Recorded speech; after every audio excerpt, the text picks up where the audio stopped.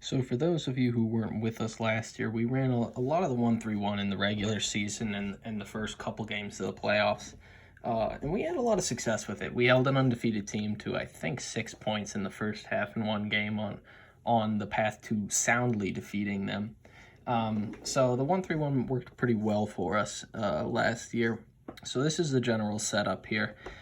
In this one, normally I'm just going to use blue as our team, but in this case I want to use black for the top and bottom defenders who are on our team also, just because there's going to be some switching going on. I think it'll make it a little clearer. So let's talk about the ideas. So first, let me just state, I'm kind of reading off the sheet I'm creating for you guys. This is top, middle, bottom. Makes sense. And then these are wings. Sometimes I'll call this guy baseline or baseline runner or something like that. Sometimes I'll call this guy the big, because often this ends up being kind of the rim protector, so it'll be a big frequently. And this is, the top or the point of attack. So anyway, one thing I want to talk about before we do anything else is that I've played on a lot of teams, especially if you're running a 2-3 zone, just kind of lazily, where it seems like everybody's kind of idea is, well, I'm not really covering the guy with the ball in my zone. I'm just kind of trying to have I don't want the score to come from my zone. So like maybe I'm just going to kind of run them off the line and force a drive if I'm on the perimeter or something like that. Or maybe I'm just going to try and push them back into somebody else's zone. But as long as I'm defending my zone, then, I'm doing my job to the team.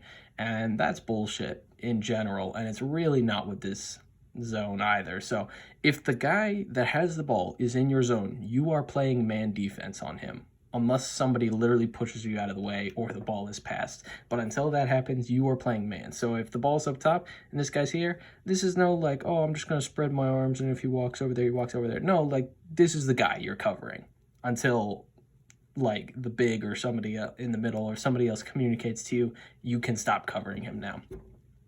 I don't want to see anybody being like super lackadaisical with that kind of stuff, because that's the thing I always hated about 2-3 zones, that everybody just kind of stands in one spot. But anyway, in terms of personnel, I'm generally going to have the top guy is going to do a lot of passing lane disruption, so I want him to be kind of long and athletic, helps with rebounding too a bit.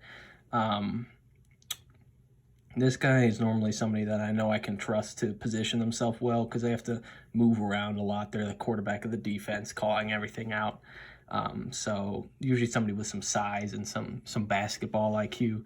And this guy, I want somebody that's going to hustle their ass off, because they have to cover both corners, which we'll get to in a minute. It sounds like it's crazy, but I was the guy that played this position for us mostly last year, and it's not as hard as it sounds.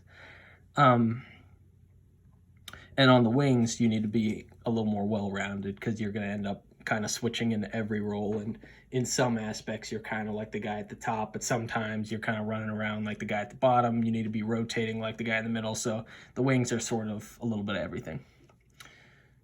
So, yeah, that's another thing to know. Like, it's not just the wings, though. Like, other than the top doesn't do much switching, but pretty much every position is going to switch a lot with the others if we're in the higher pressure scheme especially.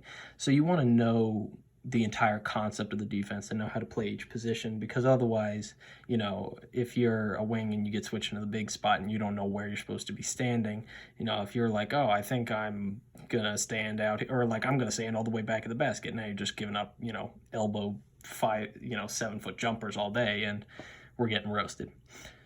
So you want to know how to do everything. So let's talk about the general responsibilities of each player.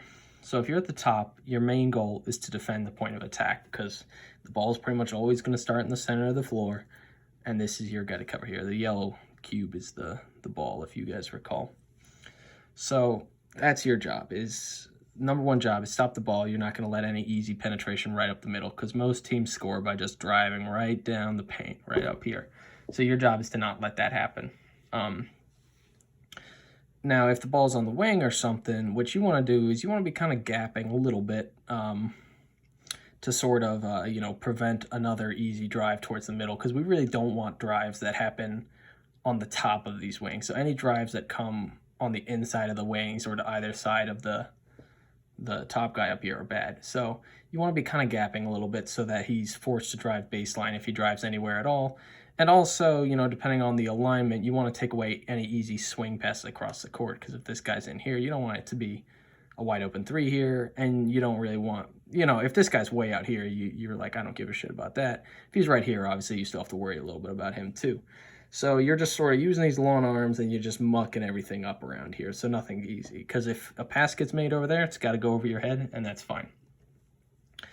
So especially if we're in a high pressure scheme, like there's going to be a lot of trapping. So like if the ball ends up in the corner, we're probably going to get some kind of trap going on down there or something like that.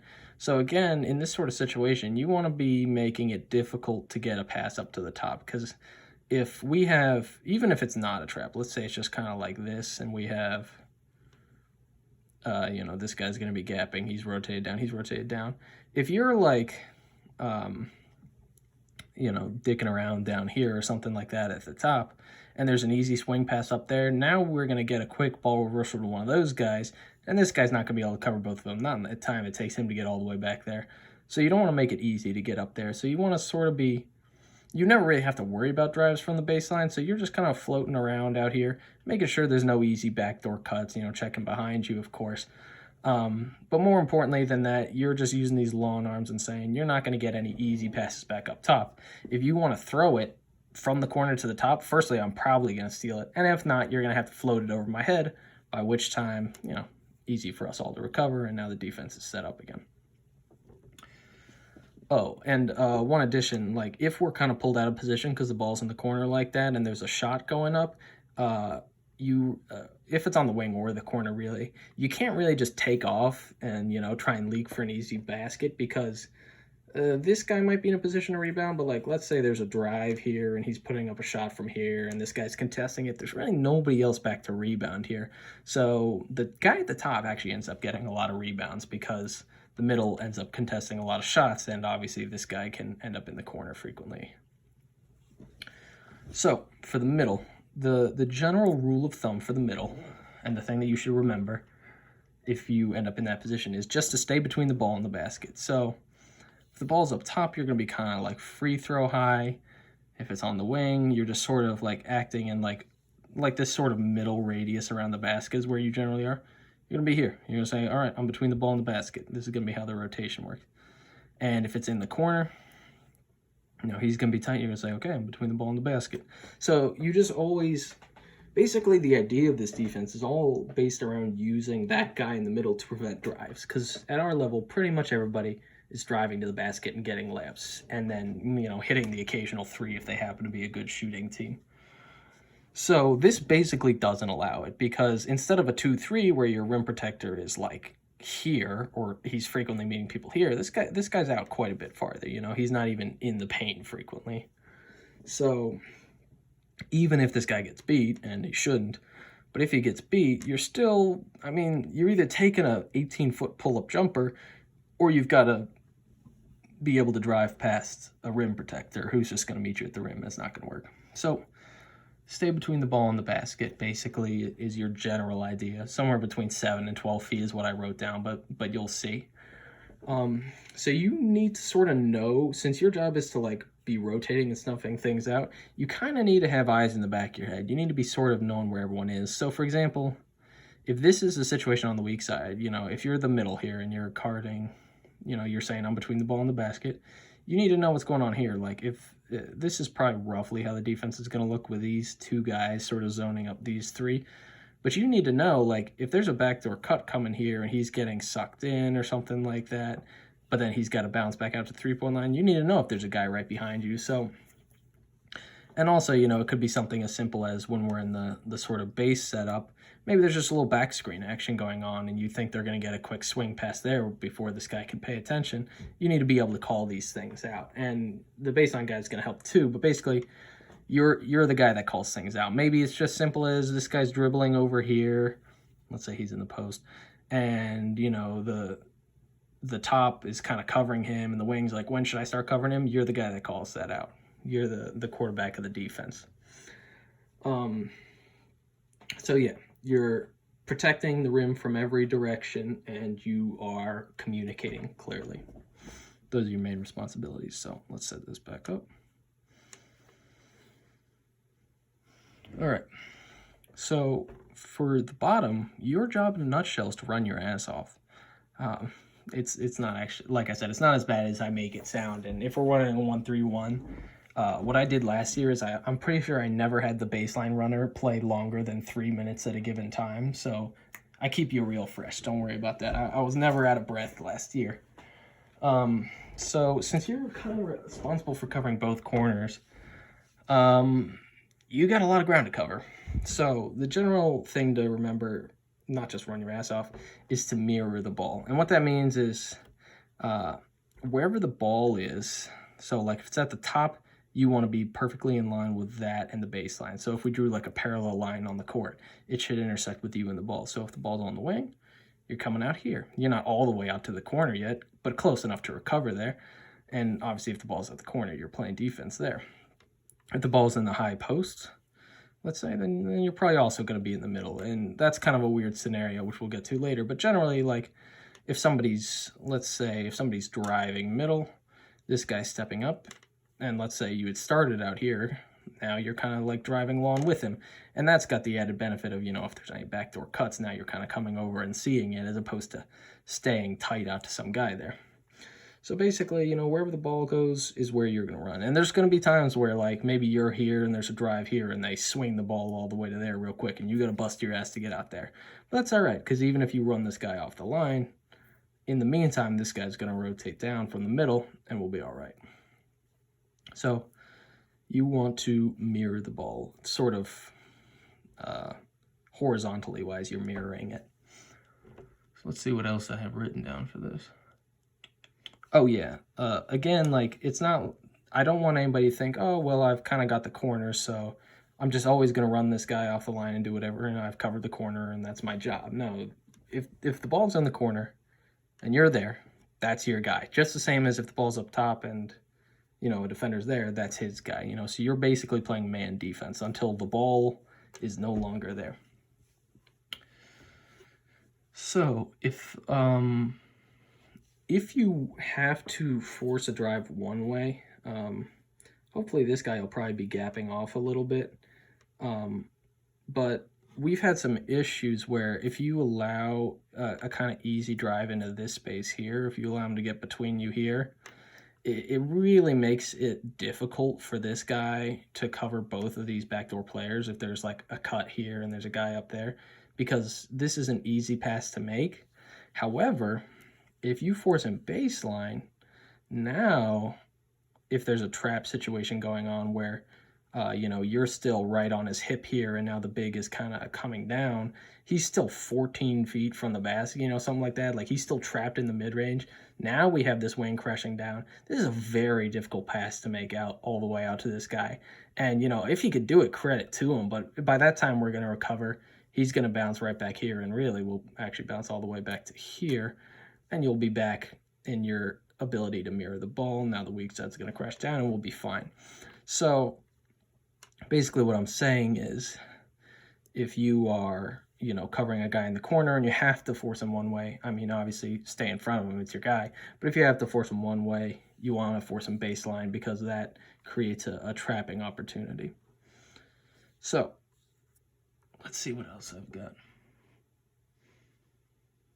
Oh, yeah, I think I said that if you're far from the corner, there'll be times where somebody else will rotate over for you. So what would happen a lot last year is we'd have a situation where maybe these wings were kind of high, and our wings would get a little out of position at times. That's all right. So we'd have a situation where maybe the ball's in the corner or something like that.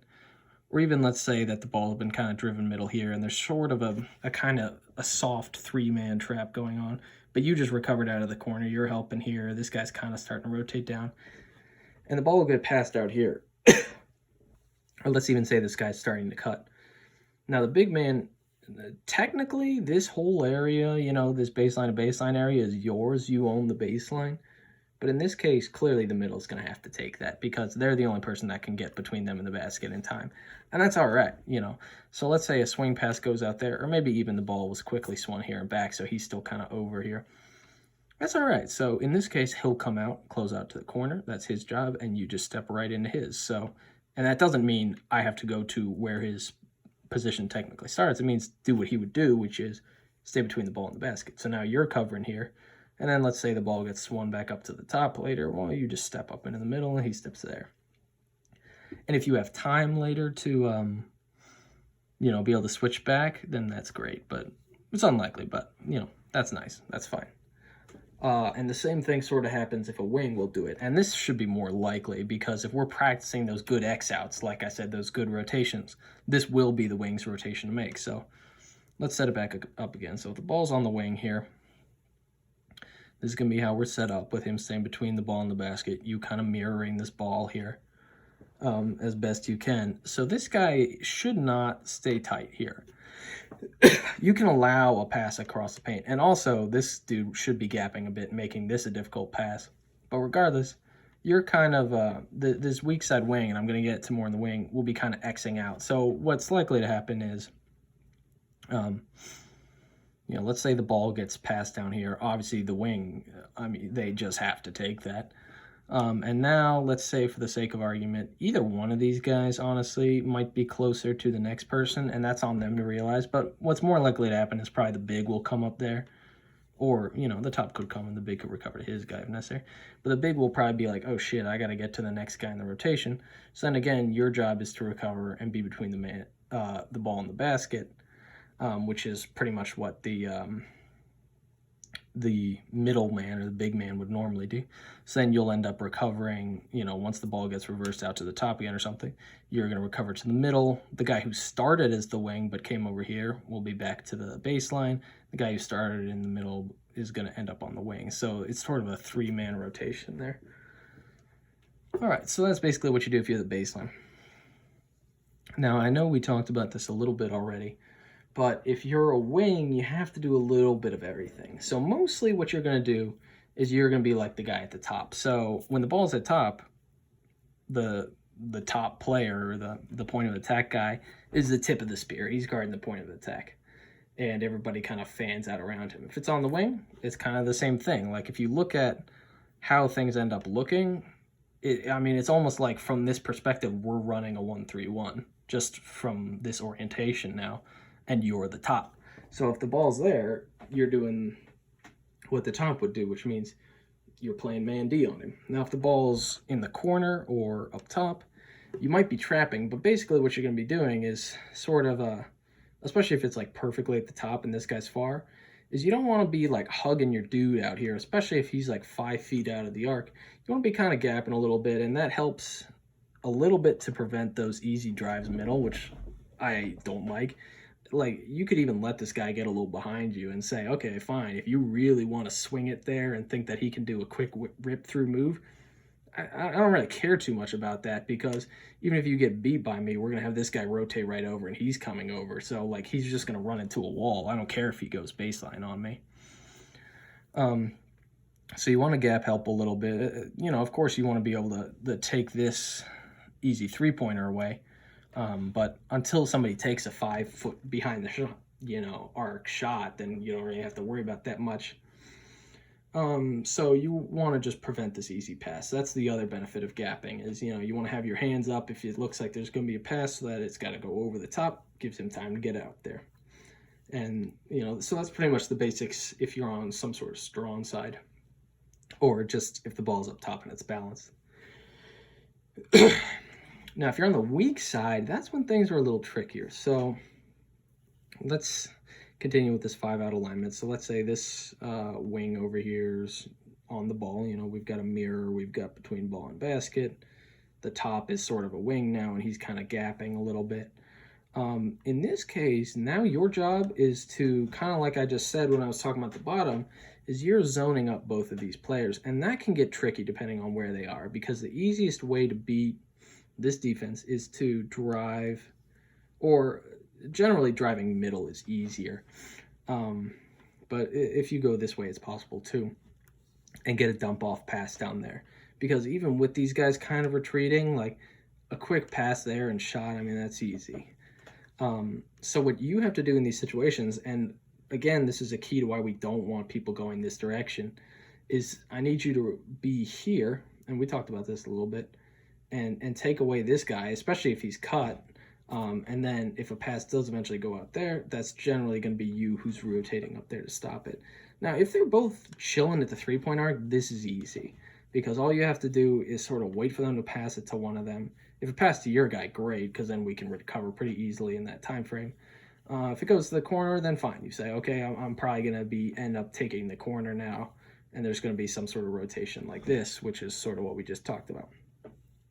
But like I said, it's harder when this guy's in the block, and it's much harder if the people on the other side can't prevent him from getting into the middle. So if they have him going this way, well, now there's kind of two guys right here. Maybe he's crashing down a bit on him if the ball's here. So this is going to be a tricky pass to make. You still want to be close enough to make it difficult, but you don't necessarily have to be like inside of the dude if you like there's no way he's getting this pass through. And then still, I mean, if he's trying to get this pass off over the top of the big guy, the middle here, I mean, that'll give you more than enough time to get back out. So if you're on the weak side, you basically what you want to do is you have to take this pass away. If there's any low block pass, or even sometimes what happens is, let's say the ball's still kind of down here and we got a little bit of this trap action going on. Sometimes it's not this guy who cuts, but it'll be either the guy from the top or even from the wing will just kind of try and slice right down the middle. So in that case, your job is to take that away first, of course. And, if there's a cut like that, you want to stay between him and the basket. And then, if they chuck a hammer pass out here, as the Spurs would call it, you can get out there. It's fine. This is going to be a long video. I apologize. I thought most of them would be like 10 minutes, but I do be talking. Let me get a sip of something. So there's sort of two ways that we'll play this defense. And there's the high pressure variant and the low pressure variant, which, are kind of self-explanatory. But so if we're going low pressure, that's the way that we played it last year. Generally, like the wings and the guy up top, you're playing the passing lanes. You're not allowing any easy swing reversals. You're not getting too tight on them. There's probably not going to be a lot of scrambling, so we're not going to need to do a lot of switching because we're mostly home in the first place. You're just kind of, anytime there's a drive, we get in front of it, we stop it, we force the ball back out to the perimeter, and really not trapping much. If we have to allow a drive, we're going to push it baseline. So mostly we're just going to be kind of like staying inside the arc and just waiting for them to make a mistake because, teams in our league, they'll throw the ball away, they'll jack up a shitty shot, they'll drive into 3 people in traffic, So this is how we did it last year. We just said, we're going to stay in front of our dudes and we're going to wait for y'all to fuck up, and a lot of people will fuck up. However, if we're going high pressure, that's a little different. So, and if we ever play this in late game situations where we're down or something, we'll probably be playing high pressure. Or just, for shits and gigs, we'll probably do it as well. So, when someone has the ball up top or on the wing, so any of these 3 sort of guys here, you want to get tight with him. So, like, normally if this guy's got it out here and he's 5 feet beyond the arc, you're like, whatever, I don't give a fucking rat's ass what you're doing out there. I'm staying inside the arc. But in this case, we're going to get tight with him. I want you to be handsy. I want you to be all up in the grill so that they either have to try and blow by you or they have to pass it. But they're not just going to stand there and dribble because you are covering their ass. And the fun thing about this is there are traps all over the place. So if the ball goes to the corner ever, and I mean ever, we're trapping. So, like, especially if it's just like oh, we got the ball to the wing, now it's going to the corner. That's my favorite. I mean, good Lord, this guy's losing the ball. Because, we're already going to have this guy here. So as soon as he catches it, both of these guys are pouncing on him. The traps in the corner come from the wing and the bottom. So obviously, this guy's going to rotate down. He's going to be preventing anything easy. And now it's sort of on the other 3 players to guard 4, kind of. But it's a little bit tougher than that because what we need here is... The easiest thing for him to do in this scenario is when he sees this guy running at him is panic pass it right back. So actually, let me go back a sec and say, all right, the ball's on the wing. Here's how we'd have it set up. It's a little gapped. This guy's kind of coming down and zoning up these 2.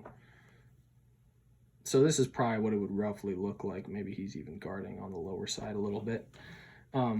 So when this goes here, now these guys are moving in concert. So I want the trap to come from these two right as the top is getting here. And instead of just saying, oh, I'm going to put my hand, I'm going to gap a little bit, I'll put my hands up and deny the pass there. He is, or not deny, but, you know, make it a tough pass up to the top. You're not even fucking worried about the top. You're saying, I am going to deny the pass here. And you cannot pass it back to the wing. You got to chuck it across the court if you want to get the ball out of the corner, because you're not driving around a double team. So in this scenario, this guy's got a lot of ground to cover from the top to the corner if we're dropping in the corner. So it's on him to, well, it's kind of on both of them. In this case, the wing might have to communicate since he's sort of behind the action here, and say what needs to happen. So if they were perfectly spaced in a 5-out alignment like that, what might actually happen is you might get him kind of saying, all right, I need to shade up enough that I can cover both of these guys, and we actually want you to drop back. You know, maybe the big is actually going to say, all right, this might be the rare time where the big is dropping away from the play. Or you might even say, you know, maybe say, I'll go down, you just go up higher, you know, something like that, because then it's a more natural transition for the middle and the wing to get back. But so, you know, even if you start here, you're going to say, oh, you need to actually rotate up once this trap is sprung. And of course, then the risk is that, you know, I guess if they get beaten, but then it's an easy path to the basket. But I mean, if somebody's dribbling through double teams on our from the corner when we have the baseline and the sideline as a third and fourth defender, if they're driving through us, then we got bigger problems than rim protection at that point. A similar time that trap would be sprung is, let me set it back up again. Let's say that the wing simply tries to drive baseline, especially if this corner is empty. So let's even say it's like this, or, you know, something like this. Maybe it's a little more spaced out where a guy's kind of between the wing and the corner. If he tries to drive baseline, because this guy should be forcing him baseline, getting tight with him. If this guy drives baseline, I mean, that's an automatic trap right there. And it's the same as the corner trap where we're going to go here. This guy's going to take this dude away. He's going to drop to take that away, and now we're zoning up down there. So same exact concept. If a wing drives baseline, same as if the ball enters the corner. The other trap that's likely to happen, or more likely, is if the ball enters the high post or it's like a drive towards the middle. So let's say a team is sort of running like something like this. In these cases, if the ball gets to the high post, ideally, you know, the big man's covering it, but also like the top is just going to immediately trap this. So the top comes down and traps it. And now if you're the wing and the trap is coming from the top, I don't want you to be a third member of the trap, because then like what's going to happen is like this guy's going to waltz around you or just get open for a three if, you know, we're all clustered right here. So you need to still do your thing. So then again, you know, you've got a guy zoning up the weak side.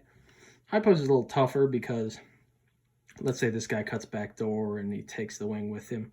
This isn't that hard of a pass like we talked about. So, but hopefully, like if a guy catches the ball in the high post, generally they know that they're going to get like high pressure on them. And especially if we've got, you know, Mr. Lanky over here, whoever ends up playing that position for us, trapping, along with our big in the middle, they're not going to want to like sit there and try and figure out who they're going to pass to on the perimeter. They're probably going to get rid of it pretty quick before they can even, you know, start to warp the defense a bit. So this also goes along with any sort of drive. So let's just say that they were in this sort of 5-out alignment or something like that, and, you know, the ball gets driven from the top. Okay, top and middle trap. They just meet each other there, and, you know, probably what happens is he's going to retreat back out to the perimeter.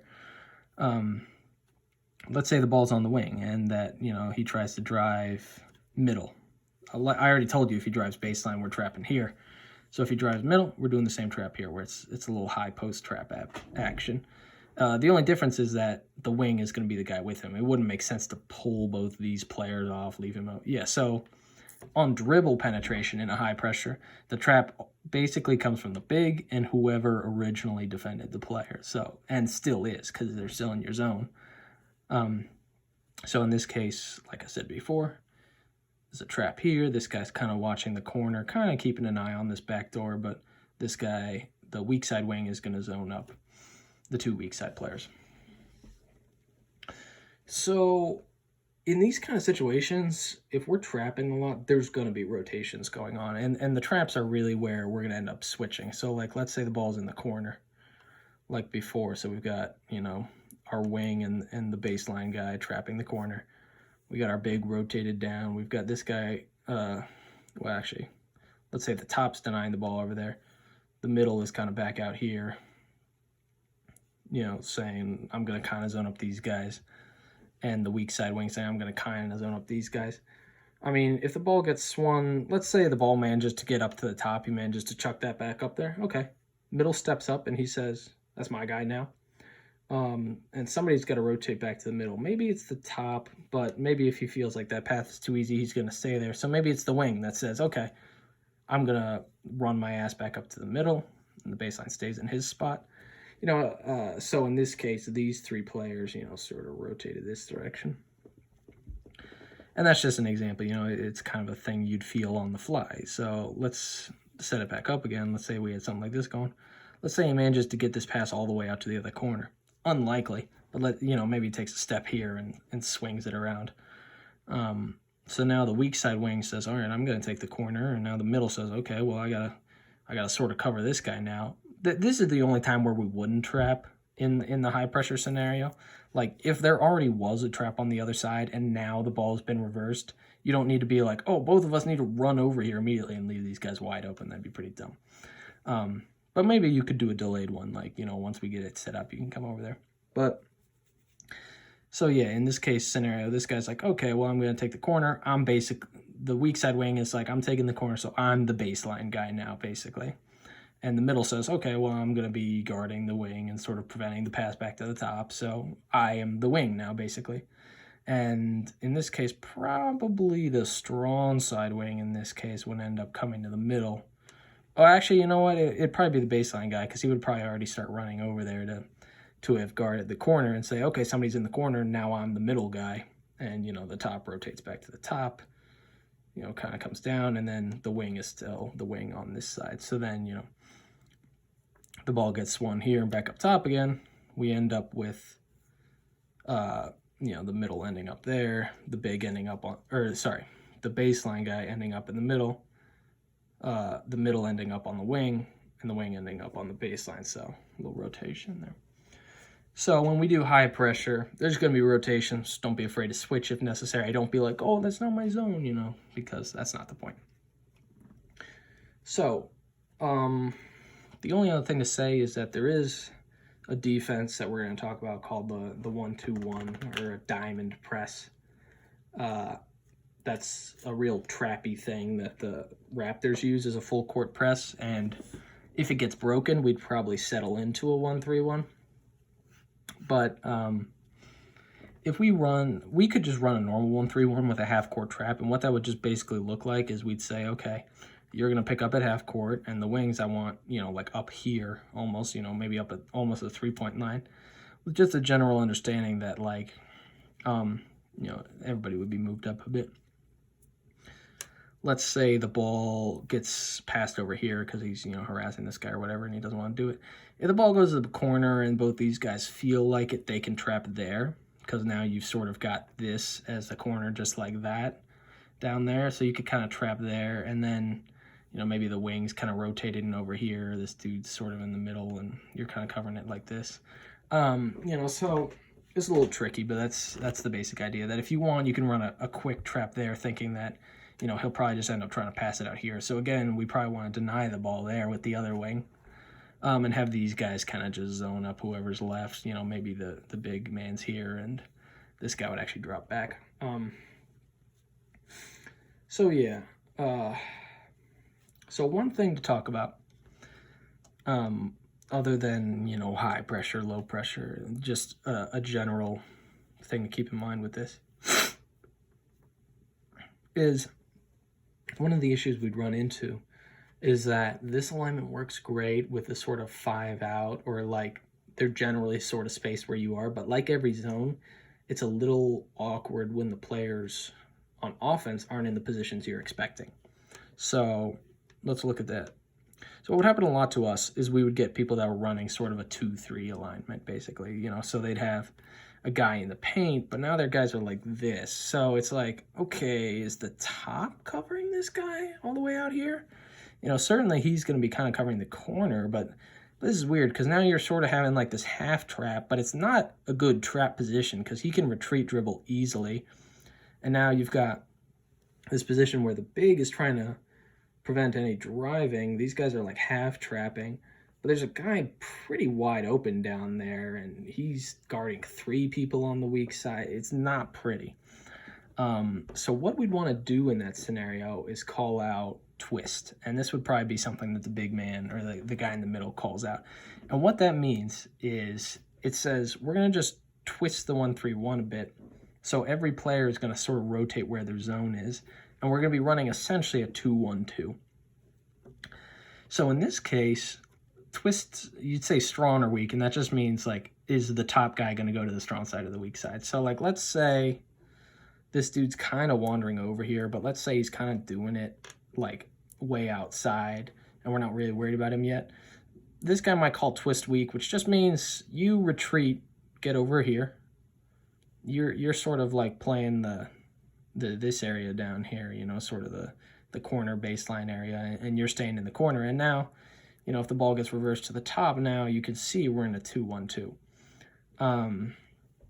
And I'm not going to go into depth about a 2-1-2 because it's not primarily what we're running, of course. You could see that from one direction, it still looks like the 1-3-1. But, the general idea is the baseline guys, they sort of have rim protection and out to the corner. So, let's say the ball gets down here, you're obviously coming out to the corner. You're still between the basket. Now you're kind of covering the rim, but also covering out to the corner. And the guys up top are doing what you'd expect in a 2-3 zone. Sort of, they're splitting this whole area down the middle, and they'll crash down to the high post maybe a little bit, but mostly you're staying out in this wing area. So that would be, if we said twist weak, that just means I want you to retreat and the top to retreat and go back to the bigs that side. If you say twist strong, especially like if this guy, let's say they kind of started like this with a heavily overloaded side and he's kind of like wandering up here, but he's still a threat. You might say twist strong, which just means, all right, the wing previously was probably gapping here. This guy's probably barely out of position yet. Let me get the other wing back out here. Twist strong would just mean, okay, simply, I'm going to want you to come down and take the corner. I'm still moving over a little bit, and you're the weak side guy now. So this is the only time when, as the baseline guy, that you don't mirror the ball. Because an issue we'd have sometimes last year is it's not directly a 2-3 related thing, but the issue would be that if this guy's on the strong side, that pretty much everything else is the same. But if the weak side is the one that's overloaded and we have 4 guys on this side of the ball, it makes this an impossible recovery for him. So what would happen, even if like you could almost imagine that this guy isn't there. Let's say they try to run a screen to just sort of pick this dude out of the way. And now he's sort of coming down the middle here.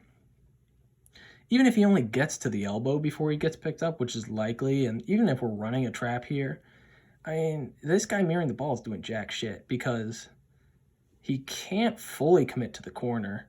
I mean, he could stay here, and he probably can get out to the corner okay, and that's fine, but this dude is wide open, and this is what would happen to us sometimes, is people would drive, sometimes middle, sometimes baseline, and they would just pick us apart with this high-low pass, and if you take that away, this dude is wide open because, again, this is an easy pass to make. So like I've said before, the high post is kind of an issue. But if you're twisted, so let's say in this scenario, the wing has dropped down, this guy's on the weak side and this guy's here, as you can see, that just kind of perfectly covers the personnel. So if the big man calls out twist, of course, or even the baseline guy could do it if necessary because he might be able to see a little more of the floor, even though it's not really his role per se to call that kind of stuff out. Anyone can communicate or call something, of course. So in this sort of scenario, yeah, that would be a scenario where twisting would be important and it would take away those things. But you don't just want to say twist strong because in the heat of battle, so to speak, you might not remember what that is. So maybe, the guy in the middle is like, okay, I see what's happening. Let's say, John Smith's up here. You might be like, all right, twist strong. John, stay with him, Jack, get to the corner or something. And, and then maybe you take a quick peek behind you and you're like, Luke, get your ass out of here, get to the weak side, and just kind of remind people what the responsibilities are, and that'll end up covering it a lot better. So, yeah, this is absurdly long, and I apologize, but this is basically multiple defenses practically because, there's the high pressure, low pressure. So hopefully this will be helpful.